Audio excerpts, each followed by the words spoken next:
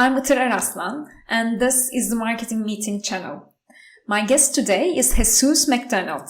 Jesus is the CEO and founder of JRM Web Marketing, and they provide B2B website solutions. He is also the host of Mastering B2B Marketing podcast. With Jesus, we discussed things related to the website development, but we also touched base on podcasting and LinkedIn because he is a very active user on this platform. I hope you enjoyed the show. Thanks so much for listening. Let's assume that I own a B2B small size company and I'm scaling, my business is scaling pretty well. When would be a good time that I need to outsource the web development piece? So there's great question. There's several scenarios that I see. One, it depends on the budget for the marketing department. It also depends on the level of projects and tasks that you have going.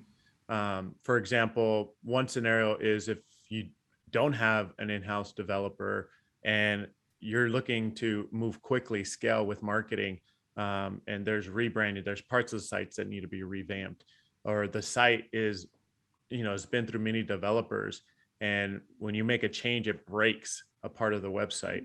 So that's one scenario where you can bring, an outsourced website development company. I like to call them website partners, and they can come in, they specialize 100%, make sure they specialize 100% on your platform or the platform that you want to move to. For example, if you're on HubSpot and you want to move to WordPress for websites, make sure that you get a WordPress developer. If you're already on WordPress as an example, then yeah, same scenario, get a WordPress developer. Another thing is sometimes a B2B company does have an in-house developer or two, but they're so overwhelmed with tasks and projects, and they need that additional support. So what I've seen B2B companies do is they'll go ahead and, hire a vendor, a website partner to help with the overflow. That way they can support them, keep things moving along the pipeline.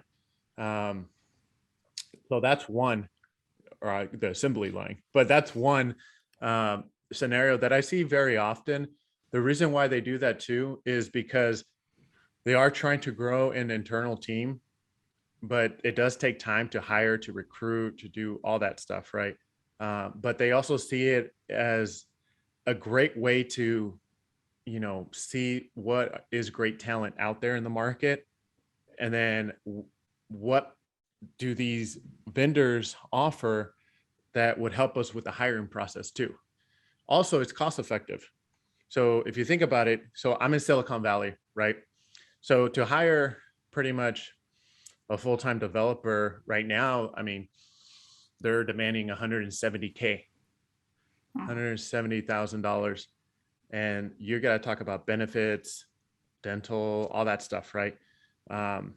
And that is cost the company a lot of money, where you can actually, outsource the web development and maybe pay around $100K or less than $100K a year. They're a vendor, but instead of one person, you actually get a team. So you could have 1 to 3 developers on any given day on your website. And it's an agency that's really focused on WordPress development, if that's the, content management system, the platform that your website is on. So there's a lot of benefit with that. And I always encourage them, not just because I run a WordPress website development company, to do it just because and do business with me. I don't really care. Yes, it helps, but you can do it with anyone.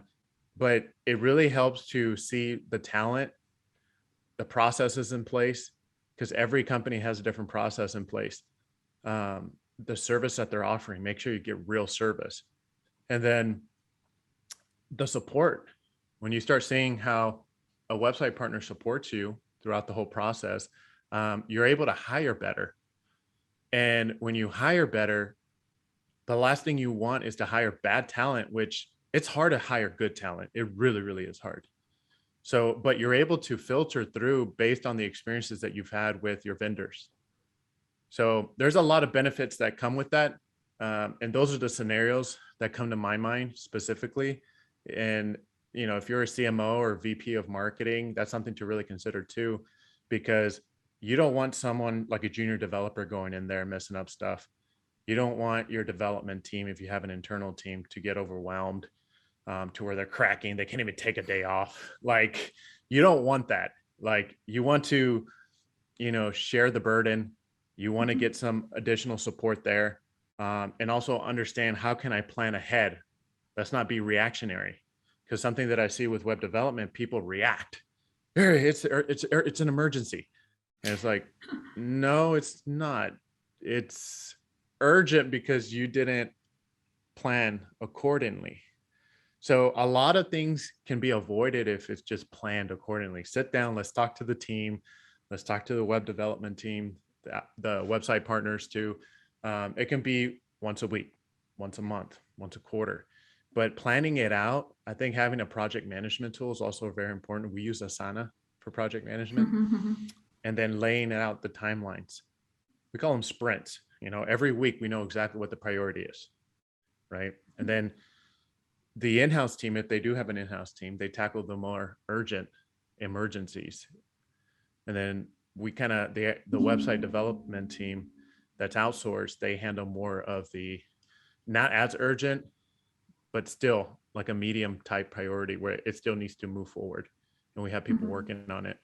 So that's kind of the scenarios. Hopefully that answered your question. Yeah, it did. Yeah. It's usually those kind of scenarios with B2B companies, and they're looking to scale. So one thing with marketing is speed.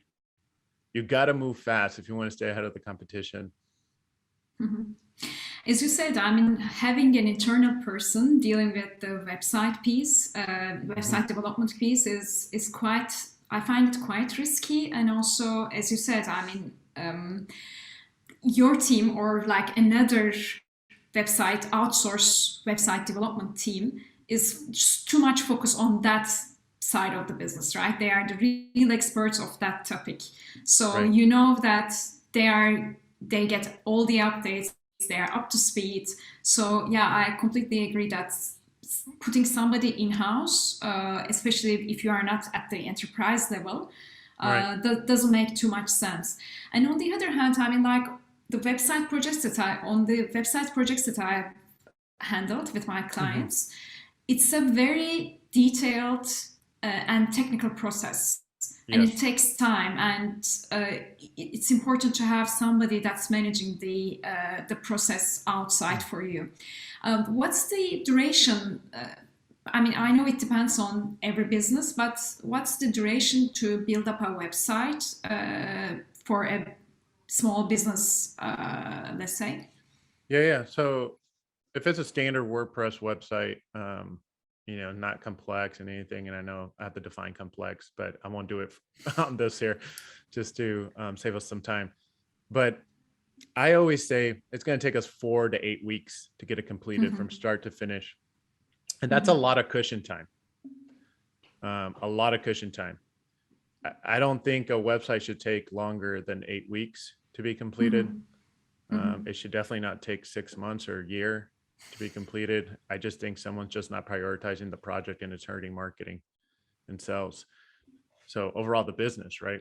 But I say 4 to 8 weeks, and that's a lot of cushion time, because the reality is if I didn't have any projects, we can get it done in 24 hours. Wow. But I tell our prospective clients 4 to 8 weeks because there's a lot of back and forth with the client. So we go through a design phase. One, we get all the content first from the client, because sometimes they want to update their website copy. Sometimes they want to update images, whatever it is, right? Campaigns. But we make sure that is 100% completed. And then once we receive the website content, we then go into the design phase where we do mock-ups. And then once the mock-up is approved by the client, because we'll go back and forth on revisions, we then go into the development phase where we build it on a staging environment. I call it a construction site, so no one sees it. And then once that's built, the client gives us the approval. We then launch it for them. But the thing that takes the longest is the client feedback, going back and forth, back and forth. Sometimes they're busy. You know this as an entrepreneur yourself. Sometimes they're busy. Sometimes they have other top priority items on their list. So it's us making sure that, one, we're tackling everything and meeting the deadlines. But also the understanding for the customer too is like, we're going to adjust the timeline accordingly if there's any delays too. Like, we can't have the same launch date if it takes you longer. Like, things have to move further out. So we try to communicate that as much as possible. But I think our whole goal is to make sure, boom, boom, boom, here's the timeline ahead of time, even in our agreements. This is what's realistic. And we can do it, but we always call it an estimated timeline of completion, just because things happen. And then sometimes the customer's feedback might take longer than expected too. But they also, if you think about it too, right? They also need to talk to their team about the feedback, right? The CEO, if they want to include the CEO. So a lot of people's feedback they have to gather, and that all takes time too. So when you deal with more of a, the B2B companies, they're kind of there's more people involved in the project, which easily can take longer. But I've seen it is doable. You could get the project done in 4 weeks, or even less, if you come in prepared and you're meeting the deadlines. I've seen it happen so many times. Well, for you, how does a winning website look like? Is there like things that you can say for a winning website? For winning a website? No, like how does a winning website, like a nice, perfect website, not perfect, but good website looks like? Yeah, I think functionality, the look and feel, the design. But what's really more important is the copy. Words are very powerful, and I would take copywriting over design. Oh. So I think when you write your website copy, are you writing for your audience, or are you writing about you, your accomplishments, everything you're doing, your solutions? So it has to really resonate with your audience. A lot of companies don't really have their value prop down. They don't really have who are they really targeting. They want to do business with everyone, right? And even if they think they have it narrowed down, their audience, they still can go more narrow. And it's for various reasons why they don't want to go narrow. Could be fear, could be something else, right?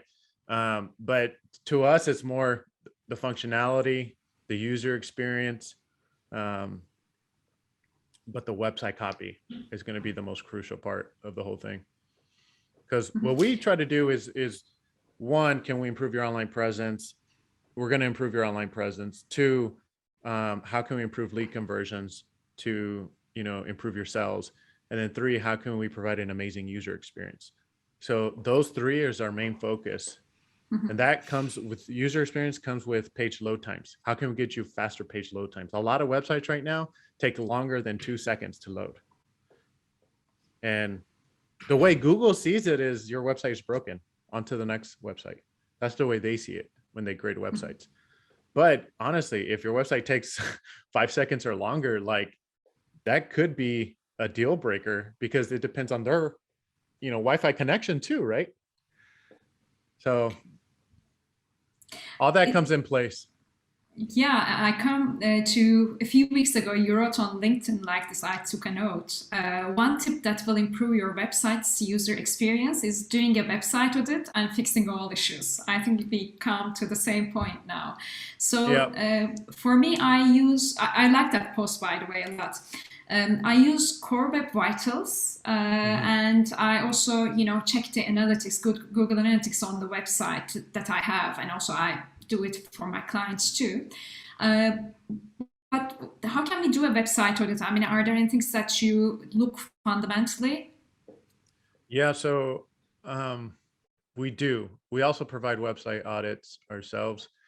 So everyone has their own definition of a website audit. If you want to just grab your URL, copy and paste it into a software so they can measure, everything. Web.dev is a great website grader. It's by developers from Google. It is from Google, actually. And to me, that's better than GTmetrix. I feel like GTmetrix is pretty dated. So I would go with, if you really care about what Google thinks, then go with web.dev. I think it's web.dev/measure to measure your website. And it measures your website performance, usability, SEO, best practices, all that stuff. They have different categories. And what they do is they give you the list of recommendations. Now, if you're not a developer, you're going to look at it and be like, what is CSS? What is JavaScript? What is this? Like, it's just going to go way over your head. Like, you're not going to get it. So what I recommend is getting that report, because you can generate the report into a PDF, I believe, and then send that URL or PDF to your web developer. And if you don't have one, start looking for a partner that can help you with tackling those issues, because that's what Google's looking at when it comes to measuring websites. And they're really, really focused on speed and user experience. And a lot of websites, like we're doing it with our customers, we're kind of upselling that service. It's called Web Vitals optimization. So that's what you're really measuring, is the Web Vitals, core Web Vitals, the core of your website. And that's where I would say just outsource that. So you can find someone that can actually clean it up for you to make the website faster. So we're doing that with our clients, and it's been showing some really good results when it comes to just load time, conversions, all of that. The other thing that I was going to mention too is when it comes to website audit, what we do is we don't just look at the front end, which is what the public sees. We actually get the client's credentials, and because we didn't build the site, so we log in, and what we do is expose all vulnerabilities, all issues, on unnecessary plugins. We make a list of everything, and then we provide recommendations on that. We might even find that the site was already hacked and infected with malware. Like, sometimes you don't even know that. You're like, oh, it looks good on the front end, but you don't know how dirty it is on the back end and a mess, right? Wow. So we do that. There's not a lot of companies that actually are doing that. I think people should start, or companies should start incorporating that with their website audit. A lot of website audits are very focused on lead conversions, how to improve conversions and everything on the front end, which I think is important. But you also got to take care of the back end. I had a client, they were in the fashion business, so they were putting lots of images to the website because of the, they have a dress, but they have 5 pictures of the same dress, and they have like 100, 200 SKUs. And because of the images that are not optimized enough, their website was opening up really, at a long time. And I was showing them the web dev and GTmetrix data that they need to have, they need to tackle this out. And they were telling me, okay, when we check the Zara.com, it's the same. We have the same issue. So that's the reality of our business. I mean, I didn't know what to tell to them, because exactly. If I check Zara, it's the same. It's a big. Right. They're all different. Yeah. The thing with GTmetrix, this is my personal opinion, is they have a website grader measurement that says why slow. Why slow is from Yahoo. So Yahoo, in my mind, is dated, is old. But I'm assuming that Yahoo is paying a lot of money to stay with GTmetrix as a website grader. But everybody knows Google is the way to go when it comes to grading a website. So that's why I'm like, GTmetrix is so dated. I'm just going straight to the web developers at Google. Whatever they say, we're going to follow their recommendations. And we also, we practice what we preach too. So we're doing it on our website on an ongoing basis. So every month we're like in there cleaning up the code on the back end, running our website through web.dev, just to make sure that we're green in all categories. So they measure it with colors. If you have a very bad performance, it's red. Yellow is it's good, but green is the best. So that's how they measure it. So we make sure that, and I try to post it on LinkedIn too. Every time we get it in the green, it's like, we're doing it. We're also providing it to our clients too, because there's a lot of companies out there that don't even do it for themselves, right? How frequently, you said every month we do the web audit, right? How frequently would you recommend doing that?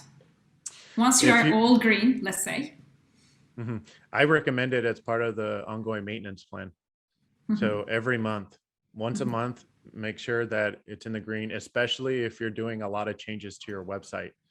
And like you said, there's clients that are in there uploading billboard large images that aren't optimized. That will kill your performance in a heartbeat. So it's good to like have that once a month, because then the web developer or website partner goes in there, cleans it up, and re-optimizes. So all that's super important, especially for B2B companies. I mean, it even happens to B2C. I still recommend it, because let's talk about B2C. Okay. Yeah. I don't focus on B2B, but let's talk about B2C, because I know you have B2C as well, right? Yes. Okay. So here's why that's super important. If you have an e-commerce functionality on your site and your website is slow, you're losing sales right off the bat, guarantee it. So the whole shopping experience needs to be quick, fast, less steps. I would even encourage whoever the owner is or whoever the marketing person is that's managing the site to go through the experience themselves. Put yourselves in their shoes. It took you 8 steps to check out. Can you make it in 4 or 5 steps? Like, how can you make it more effective and efficient, right? Like e-commerce websites should be 2 seconds or less for load time. If I go to the home page, it should not take me more than 2 seconds. So Web Vitals optimization on a monthly basis is super crucial, because it makes the website faster. It cleans up all the stuff that you add, because if in e-commerce, you're adding product images, descriptions, you're adding everything, right? So to me, I think it's even way more important for an e-commerce website to have Web Vitals optimization. Because there's constant update, and also there's too much visits to the site on a daily basis. So probably, hopefully, yeah.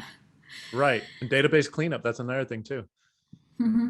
So I think it's important to have it on one. There's website maintenance, which is, manages the hosting, it manages the themes, the plugin, updates them, make sure they're up to date, running properly. Security layers are in place. There's all that stuff with ongoing website maintenance, which to me, I feel like that's pretty basic. But when you do Web Vitals optimization on top of that, one, website maintenance is crucial and it's important. Every website should have it. Doesn't matter what platform it's on. You always want somebody managing the site. And then the other one is the Web Vitals optimization. I feel like that just takes the website to another level when you add the Web Vitals optimization. If you care about the user experience, then yes, you should get Web Vitals optimization. I don't know who has a website and isn't considerate of the user experience. That's my thing. Well, I mean, there are people out there, but and also, as you said, I mean, the copy is one of the most important things of a website, and it's the same, I think, case. It's even the more important case for B2C companies, especially the descriptions on the product page, because people are searching for those words, and I see too many companies not putting the right descriptions and not putting enough of effort to the product description pages too, which is one of the most crucial things in a website. Right. Definitely. My recommendation is to hire a conversion copywriter. That's my recommendation, especially if it's all about sales, online sales. You have a high conversion copywriter that can go through it, and this is not the same as, I feel like they get undervalued, copywriters. It's not the same as, oh, I'm really good at emails, so I can do the description. No. That's like saying, I'm really good at web development. Let me go ahead and build a website, but it's a disaster. So I think it's really understanding, hey, this is not my expertise. Value that your ROI is going to be better because you're hiring an expert and they're going to do a ton of research. They're going to write, they're going to talk to your competitors. They're going to do a lot of proofreading, editing, like they're going to do a lot of brainstorms. So they're going to find the pain points, the things that trigger them to buy. They're going to actually do that. What differentiates you from others? They're going to bring that story out to life. So I really think hiring a conversion copywriter would be the way to go. Mhm. I completely agree. I mean, and not leaving that topic to someone inside the company that has, just good writing skills, right? Right. It's something else. Exactly. So I know that you have a podcast channel too, and Mhm. mastering B2B marketing. Are you on the 120th episode? Am I saying it right? Or I don't even know what episode we're on. oh, You might be right. I know we're over the 100 mark. it's 120. It's 120. You I'm did your gonna tell you. research. Yeah. Yes. Thank you. I was like, 120. what? Yes. We've been doing it for a while. Yes. I'm new in this area, so this is my 4th episode, and I just Congratulations. Thank you so much, and thank you for joining me. Yes. So I'm curious to learn more here. I recognize that everyone has a different process, a unique process of their own. Some things are overlapping, just like we both use Anchor FM. What's your exact podcast process? My exact process for podcast is I record a video like we're doing right now. And then I send it to my video editor. Well, before I send it to my video editor, I actually write down. I go over the video myself, and because I was already in the interview, I know exactly what short clip I want on LinkedIn. So my ideal clients are hanging out on LinkedIn. So to me, I'm thinking about what's going to be the short clip for LinkedIn. And I try to keep it under 3 minutes. Because anything longer, people's attention span and all that stuff. So I keep it under 3 minutes. And then what we do is we get that, I send it to the video editor. He chops it up. So he uploads the full audio to Anchor, our podcast hosting provider. And then he uploads the full video to YouTube, to JRM Web Marketing YouTube channel. Now, we provided both video and audio. A lot of companies just provide usually the audio. And the reason why is because we asked marketers what they would like, and surprisingly, more people wanted to watch it instead of listen to it. I was shocked. I was like, what? I'm over here walking and listening to the audio. But they're like in front of the computers. They open up a tab, they type in YouTube, and they're like, where's the video? So I started posting the links in the comments on LinkedIn for the YouTube and for Spotify and Apple. And then we get that one short clip. So our strategy changes all the time, but I'm going to give you my current one. Okay. We use that LinkedIn. The aspect ratio, I believe, is 1:1. So it's square. And then what we did is we created a template where we have the headline of the video. And we try to make it, very eye-catching, very like, this is what the hook, right? This is what people really want to know. Like SEO is dead and here's why. Like something like really intense. Well, maybe not that intense, but something that's, eye-catching. And then what we did before, now we're doing the captions. So we used rev.com. And we get that short clip, the LinkedIn short clip, we upload it to rev.com and we get the captions. And then we edit the captions in Rev. And when it looks good, we spit out the .srt file, because that's the file that spits it out. And that's the file LinkedIn format accepts. And what we do is we manually enter that, our video editor enters the captions within the video. So it shows up in blue. So you want to have a really good big font for the headline and then small captions. Why we ended up doing that is because we can control the font size, right? Sometimes if you just let LinkedIn do the captions for you, they show up really small, sometimes on mobile as well. So that's been helpful. That's for the LinkedIn. And then what I do is I write everything. Sometimes it's just transcript, sometimes it's not, but I just write down all the insights, my takeaways, everything. I'm like a reporter. I interview people.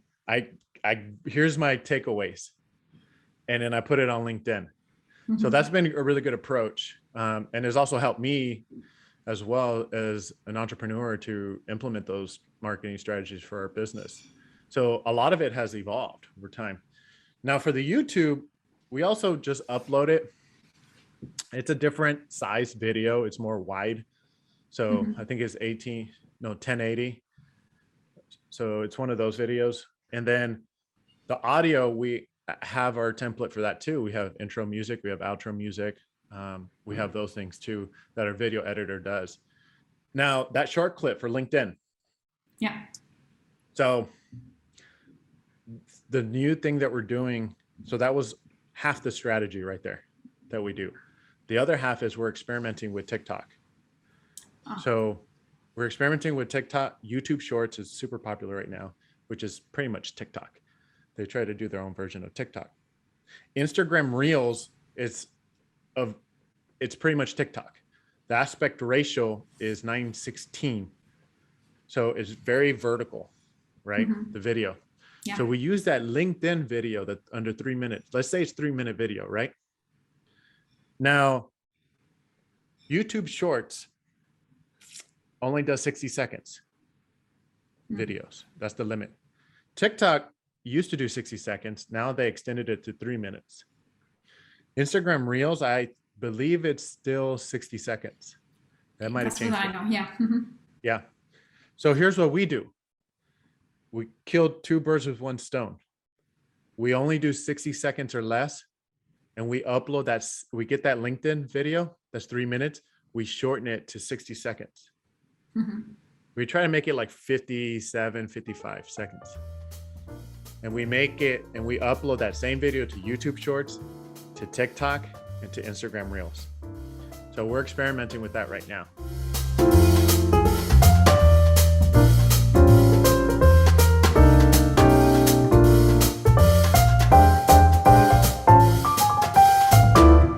I don't really focus on podcast analytics. I mean, obviously I didn't even know how many episodes we had going, right? So I don't really focus on podcast analytics. I think if you focus on the podcast analytics, I think you're going to quit. Because a lot of people are thinking about what's my ROI? What's this? We're not getting any leads. It's a top of mind strategy. And top of mind doesn't mean 3 months, 6 months, 1 year. It could be longer.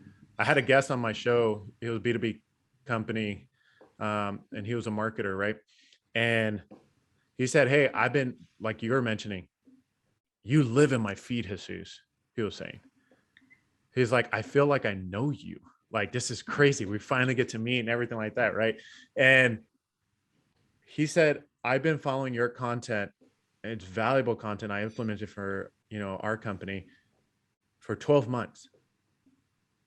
And we're doing 2022 marketing planning. And I have your name down for a website redesign. And I said, hold on. I want to use this as a real example. 12 months and you're not even my customer yet. But I've been in your mind the whole time. When you think website redesign, Jesus McDonald. Exactly. Yeah. So to me, it was like, this is what podcasting is all about. And I didn't put pressure. I'm not saying let's get the deal closed like today and stuff. But I wanted my listeners to hear that this is what podcasting is. This is brand. This is branding. This is reputation. This is everything. But the fact that we can, without a podcast, he would never know me. On top of the branding piece, I think you get to know the other person pretty well. And also you get to know that area of business pretty well, because I personally do quite a lot of research, because first of all, I'm quite curious about the person that I'm about to meet. Right. And I'm also curious about what they are doing, so that I can ask the correct questions so that it makes sense to my audience too. I think that piece, the networking piece, and also getting to know more people and getting to know deeper in some of the topics is another extra benefit of doing the podcast. That's how I feel, actually. And my last point is about LinkedIn, actually. For me, it increases steadily. I know we shouldn't be looking to the numbers too much, but at the end of the day, everyone looks at it, right? I know that the engagement levels are down on LinkedIn, but is there how does it go for you? I know that you post quite a lot of not quite a lot, but you post consistent content, and it's always on top of my feed. How does that go for you? Like the number of followers, for example. Was there a time that it jumped and it made a huge jump because of a particular thing that you do? I think the most important thing, and I've also learned this from other LinkedIn influencers and B2B marketers that I have on the show, the thing that's consistent with everyone I've interviewed and that I'm doing right now is consistency. The more consistent you are, the better. So I post Pacific time because I'm in California, 8 a.m.